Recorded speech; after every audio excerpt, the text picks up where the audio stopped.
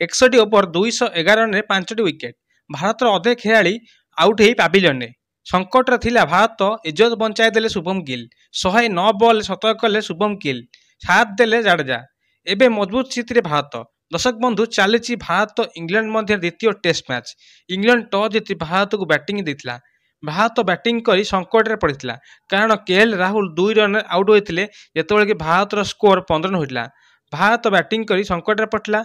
परे यशस्वी जयसवाल और करुण नायक दमदार बैटिंग करते, जहाँफल कि 95 रन में 2टी विकेट होता भारत, जहाँकि करुण नायर 31 रन कर आउट होते। नायर आउट पर शुभम गिल यशस्वी जयसवाल मध्य पार्टनरशिप होता बेले यशस्वी जयसवाल 87 रन कर आउट होते। परे ऋषभ पंत 25, नीतीश रेड्डी 1 रन कर आउट होता बेले भारतर अधा खेलाड़ी आउट होते। 211 रन में भारत 5टी विकेट हरला जिते भारत संकट में पड़ता। लगुला भारत हाथुर यही मैच चलीगला। भारतर नुआ अधिनायक शुभम गिल 114, ऑलराउंडर जाडेजा 41 रन करते और नट आउट होते। भारत इंग्लैंड को डरे दी, कारण भारत प्रथम दिन खेल शेष बेलू भारत 5 विकेट हर 310 रन कर।